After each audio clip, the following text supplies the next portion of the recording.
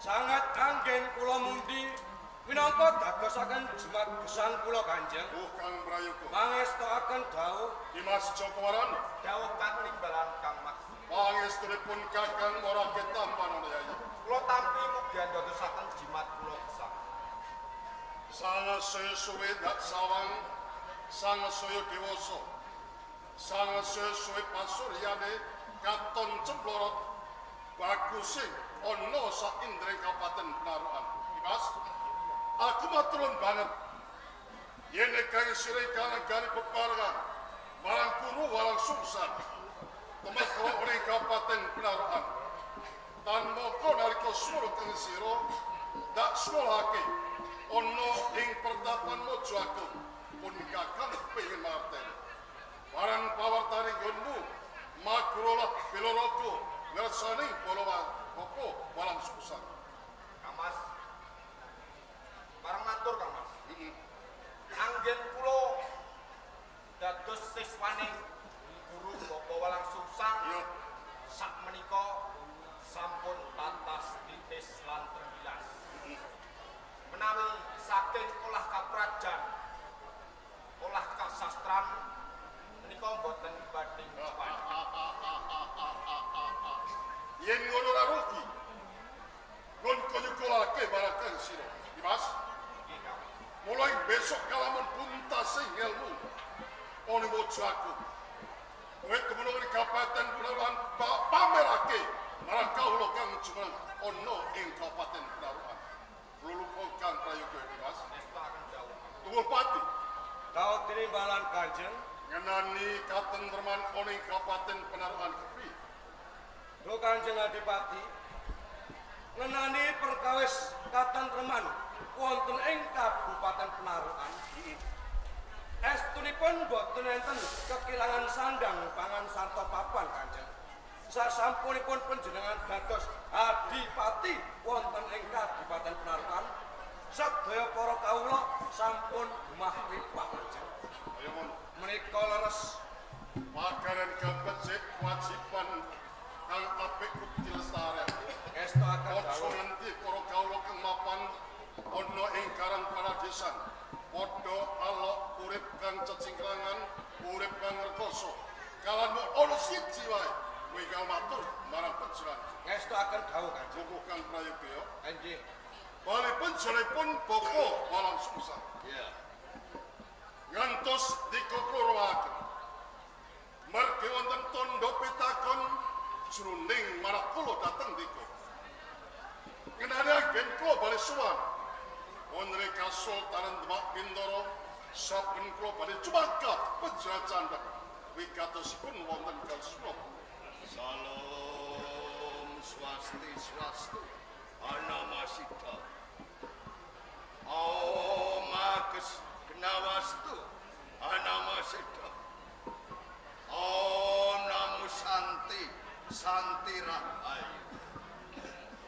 Ger tunggul ulung. Coba dipenggale sarta angen-angen ingkang wening. Sepisan ngenani bab agama wis ora padha. Lamun kang sira kok terus-teruske swanana ing Demak. Lho, apa ora krasa atimu? Mongko wong Demak ke saben pisanan nganggone do sarwa putih. Klambine putih, ketune putih.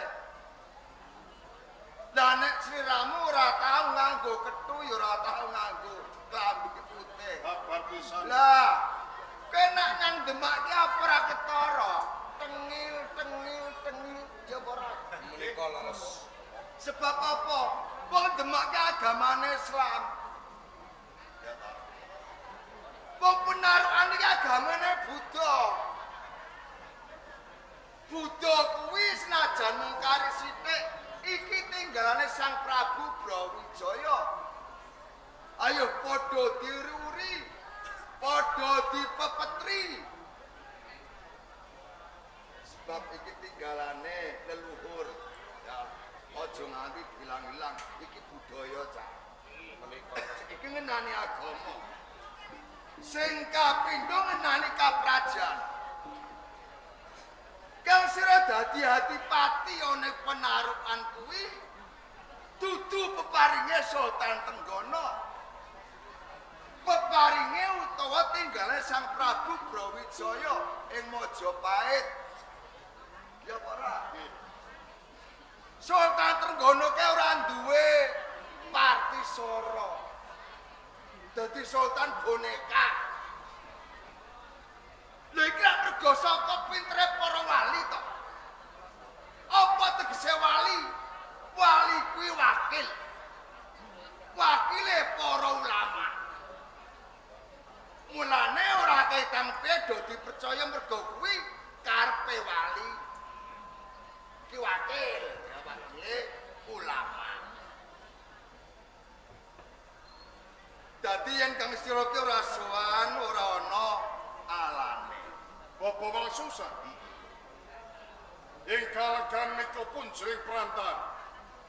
Wonten ing Kasultanan Demak Bintoro. Menawi kula menika kuwangsane dadi bupati Andal.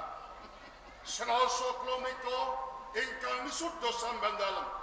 Sinun Prabu Brawijaya wonten ing Praja Majapahit. Iya. Nek kula menika lintih saking panguwasa. Sing kandha sapa? Wong ora rumoso maringi kok dadak wedi sing ora maringi to. Wedi karo sing maringi. Ger. Nek tak pikir-pikir dhisik kuwi sing luput Sang Prabu Brawijaya. Panjenengan ngopataken Ya, dasaripun. dasare alam semono kabeh para brahmana padha sowan ana ing pendopo Majapahit. Ana tekane Said Rahmat. Grono munggah nyang pendopo.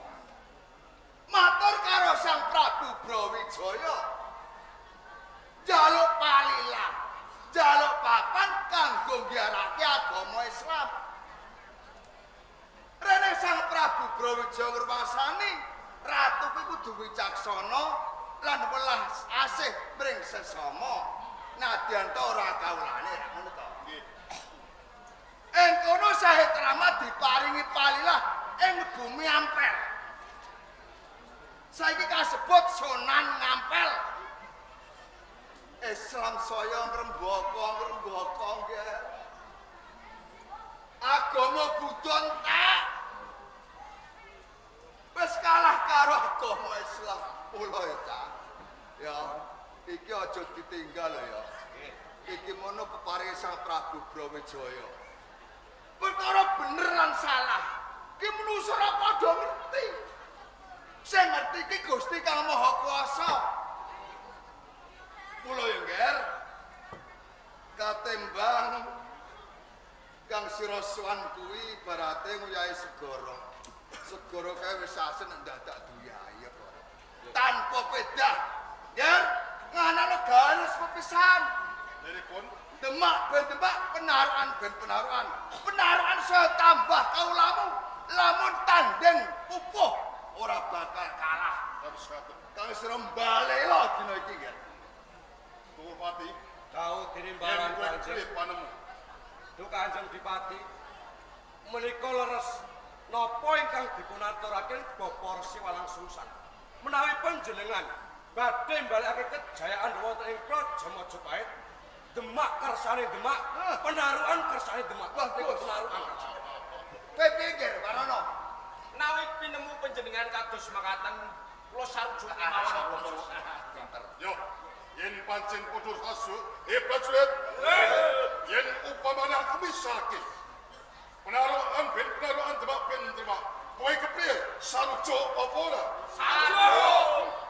Mula wedhus seno. Wiwit dina iki. Dipati tunggal lo balo ning Demak.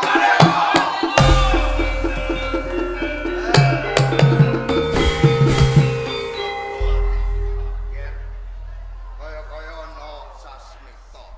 Wonten sasmita. Arep ana tamu saka Demak. Aja nganti kawestara yen aku nyang penarukan.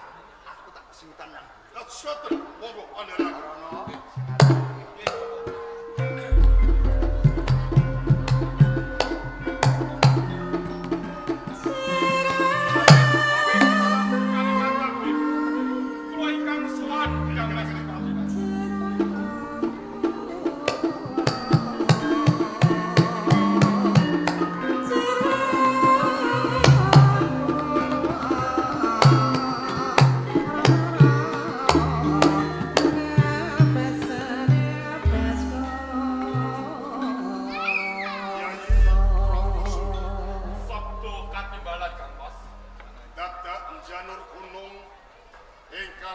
kengel sira temapak soan oleh kabupaten Penarukan.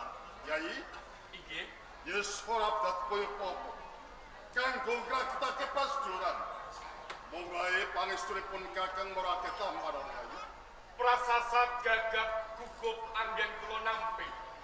Badhe kula cancang wonten ing puncuking rekma minangka dados jejematipun gesang. Yai Probosu. Dawuh Ngelangke apa ana putusan sing Pak Bintoro. Kang Mas Dipati Tunggululo. Sepisan sowan kula wonten ing Penarukan. Kula tuwi kawilujengan keluarga wonten ing Penarukan. Punapa samiya Basuki Kang Mas.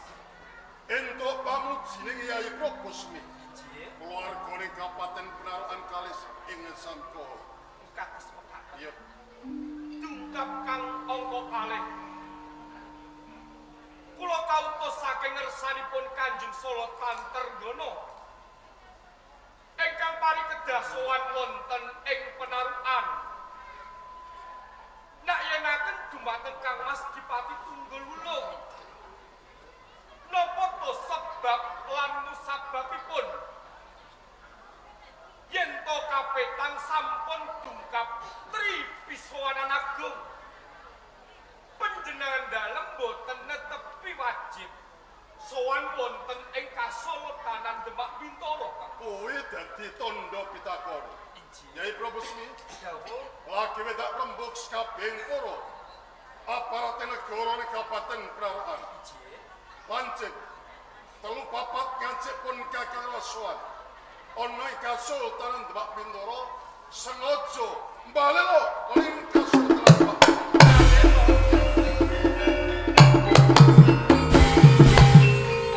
Kang Mas Dipati Tunggululo. Yai Probosu, Sak klimah pangandika panjenengan yen to wedal sakmenika panjenengan badhe mbalelo.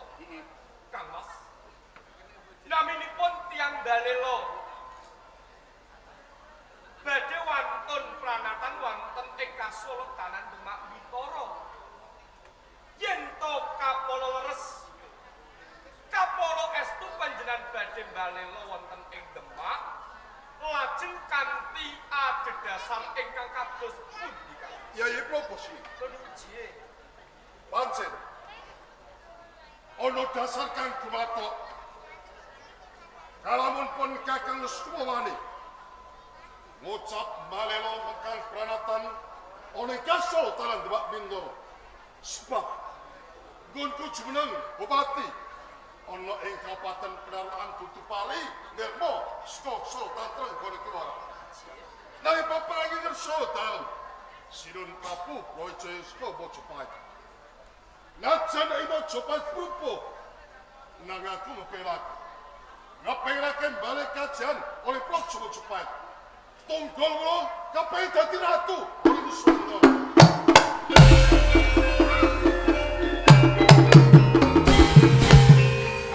Kang Mas Tunggululo. Yen to panjenengan dalem ngukui badhe balela wonten ing Kasultanan Demak Bintoro. Iya. Ing mangkenipun badhe nempuh kocapan kriwikan dados grojokan geguyon dados tangisan tur meleh Kang Mas. Tiang balela punika alit agengipun badhe nuwuhaken pasulayan. Napa to unduh-unduhanipun pasulayan? Pasulayan utawi peperangan punika badhe kaserat mawi mangsi kencana bebasanipun. Isine perang punika tetep wengis lan kejem. Ingkang menang kemawon badhe ringkih. Saya-saya ingkang kawon tertamtu badhe tupes tapis ingkang tanpa tilas Kang Mas. Dimas, Kelinci. aku salah sajining kayoman. Rumangsani rupeng Majapahit saka tumindak pakartining putrane Sunan Demak Bintoro. Umpama prase kula kliru, marga aku sewedra. Laskar saka Majapahit umpamane aku deket-deku Amerika lu oleh Sultan Mbak Bindoro tanpa paidah lan kuno Yai. Kak Mas, yen to kula kepireng pangandika panjenengan wiwitan ngantos pungkasan tanpa guna tanpa paedah kula atur pepemut dumateng panjenengan nanging ngaturi kaweningan yen to sowan kula wonten ing penarukan kesampiran porba mewah wasesa pindho salira Kanjeng Sultan Tergono. Yen to panjenengan tetep magut mahtawaken badhe kula rantos wonten sakjawing perang.